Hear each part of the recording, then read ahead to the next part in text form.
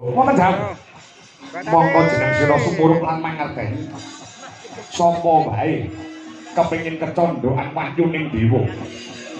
Sing kudu dilakoni ya kuwi gelem teteki yoga brata sesiwih mapan ana nggon sing sepi lir semasamut.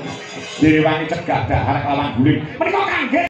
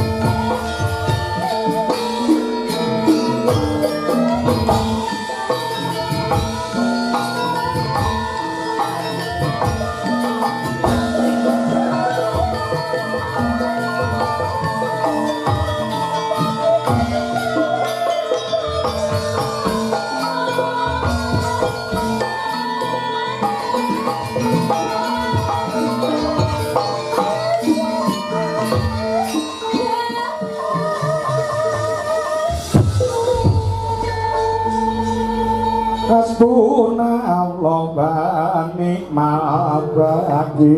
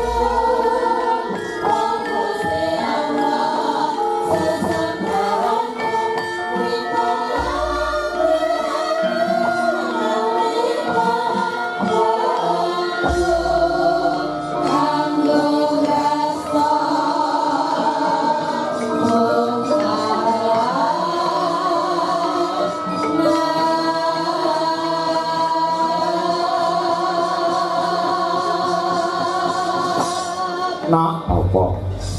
Dandana sing patut yo gek mangkat rada risik nganti sowan ana ing Meguan Kecamatan Sambit Kabupaten Ponorogo.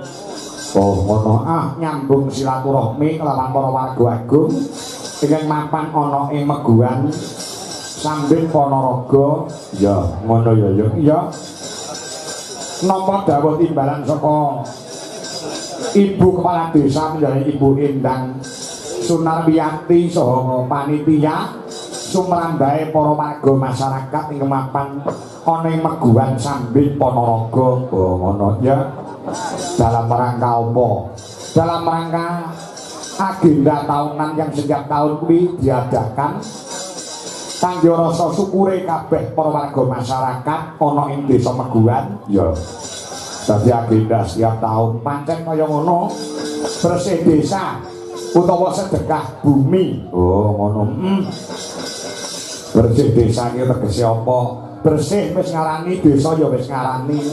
Resik desa, ngresiki desane, resika sing nenggoni, ya ta? Resika sing dadi sengkala durga mendak kala sirna sakwise dienekke tasakuran kunjuk marang Purbaning Gusti Kang Maha Wikan kanthi srana gelaring kabudayan wayang kulit iki kanggo srana silaturahmi kang sata tirakatan bebarengan nyuwun marang Purbaning Gusti ingkang akarya jagat dadi srana pamundhut pamintane kabeh para warga masyarakat kinambulan srana nganake sing diarani bersih desa iki dadi jalaran ana ing Desa Meguan kuwi dadi desa ing badatun thayyibbatun warapun gopur gemah ripah loh jinawi kerta tata raharja murah sandang kang sapa pangan ado saka bencana alam digampangke lek golek rejeki dawa umure sehat awake slamet donyane slamet akhirate Allahumma terus sama pancen ya kaya ngono kuwi. Oh iya nek sedekah bumi iki tegese apa?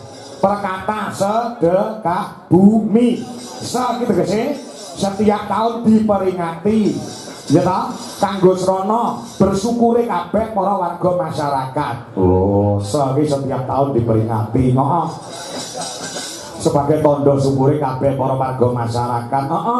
Iki sing duwe gawe ora mung bulurah to, sing duwe gawe ora mung perangkating desa to, ketua panitia to, ora ning secara keseluruhan warga masyarakat ana ing Meguan bengi iki duwe gawe besar ya kuwi sedekah bumi. Oh ngono ya. Mula dina iki utawa pada malam hari ini sing duwe gawe iki wong sak desa. Iya, iki wajibe ya dileki nganti rampung. Bener pengendikane Bu Lurah, leres pengendikane Pak Camat. Adicara kaya ngene iki sing diperingati setiap tahun ora mung nonton wayang tok ya dibarengi karo tirakat. Tirakat kuwi ya nek wong Jawa kuwate melek ya melek. Ning melek sing positif kaya dene nonton wayang kaya bengi iki. Oh ngono melek bebarengan, donga bebarengan mongko dongane wong 40 kuwi mandine kaya dongane wali siji no. Oh ngono mongko bengi iki wong 40 punjul para atusan sing padha mirsani. Lah kanthi srana tirakatan melekan bengi iki muga-muga apa sing dadi ajak niate cita-citane para warga masyarakat iso kinabulan dening Purbaning Gusti. Amin ya rabbal alamin. Ganti ajate wong sak pirang-pirang. Ajate wong sak desa. Mula engko lek limbukan kok mulih kuwi rugi nek urunan 70.000 ki lho. Ngono ya. Iya. 70.000 iso nanggap wayang gayeng kaya ngene kono. Oh, ngono ya. Ini bukan masalah uangnya, ini rasa kepeduliane. Oh, warga masyarakat. Bu Lurah ya wis ngendika, mau nalika pidato, Bu Lurah tidak bisa apa-apa tanpa disengkuyung kabeh para warga masyarakat. Ini yang dinamakan manunggal. Manunggale para warga masyarakat dukung kabeh program-program desa sing dipimpin karo Ibu Kepala Desa. Panjenengane Ibu Endang Sunarwiyati. Oh, ngono. Heeh. Wisa. Terus gitu ke sapa. Dengan demikian, adicara kaya ngene aja nganti ditinggalke. Mergo iki wujud rasa syukure kabeh warga masyarakat. Ya. Kahwi tegese apa? Kahanan sing elok kaya ngene iki kanggo sono nyuwun marang Purbaning Gusti muga kinabulan sing dadi kersane kabeh para warga ana ing Meguan. Oh ngono. Bu iki sapa? Bu budaya. Budaya diuri-uri, ya ta? Utamane wayang kulit. Oh, diuri-uri. Heeh. Nek ora ditanggak, kuwi ora bakal iso lestari wayange awake dhewe. Mula sembah nuwun lawan para warga utamane ana ing Ponorogo sing setiap bersih desa kuwi mesti nanggap wayang. Oh, ngono heeh. Kok kowe iso ngucap kaya ngono? Sak sore kuwi lho bar magrib aku diaturi maem ana daleme Bu Kepala Desa. Aku iki nampa dayoh loro, Pak Dik. Ponorogo kabeh tur petung dadi kabeh. Oh, ngono Ponorogo ya. Iya. Ngono kapan kuwi? Mau yo kok nyiarke mau sore aku ngobrol karo Pak Kepala Desa Ngadisanan Sambit kuwi jane sing dikersakne tanggal 4 Juli gandeng tanggal 4 Juli aku wis diboking karo Piyayi Grojokan Brebeg Nganjuk Pak Ngadisanan paring dawuh pun sak longgare Mas Kangko mawon. Oh ngono sidane maju tanggal 3 Juli sowan ana ing Sambit utawa ana ing Ngadisanan. Oh ngono terus ana tamu meneh saka ngendi? Pak Lurah Ngrandu Kauman Ponorogo. Petong jane tanggal 4 Juli.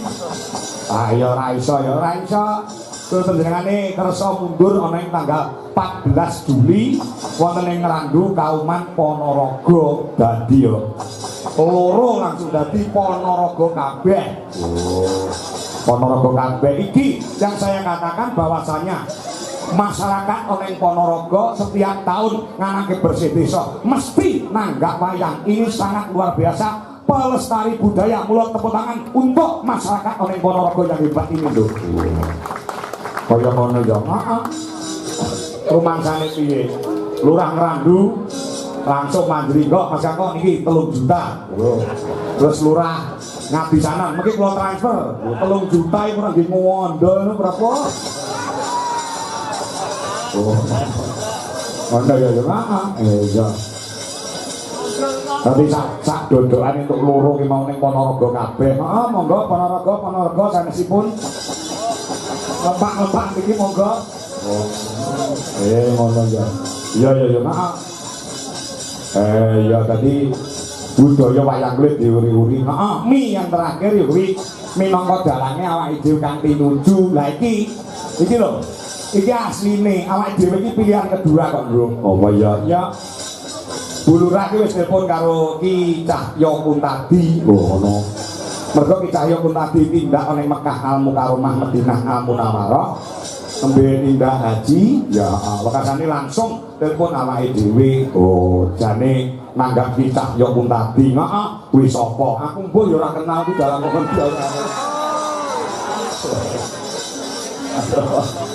Karo adike ora kenal ya.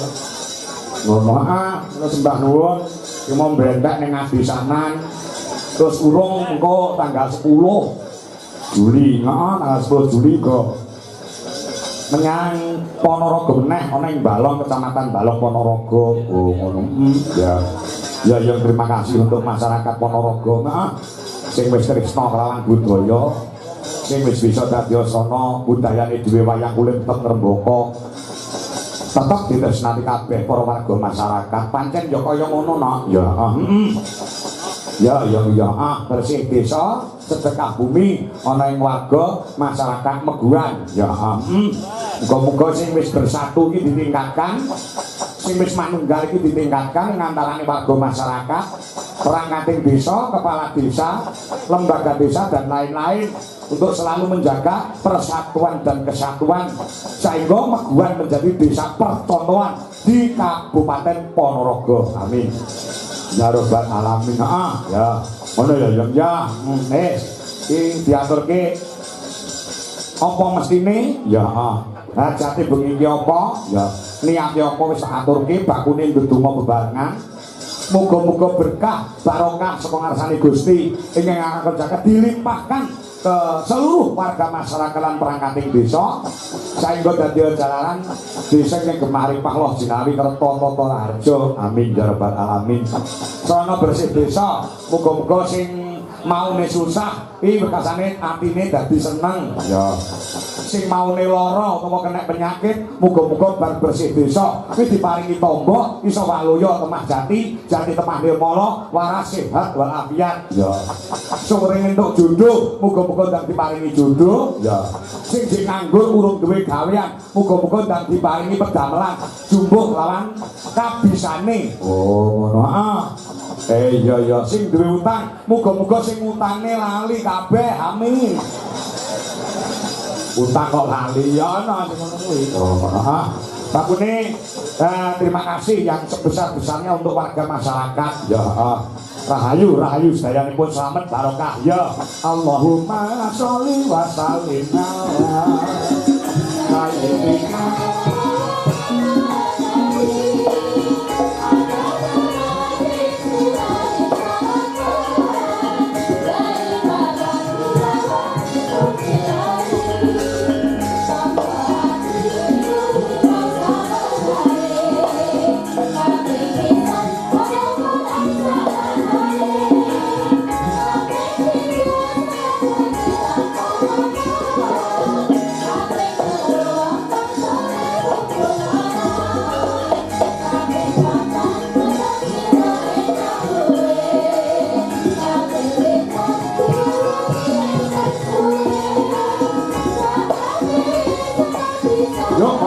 Bicara Indonesia. Cuma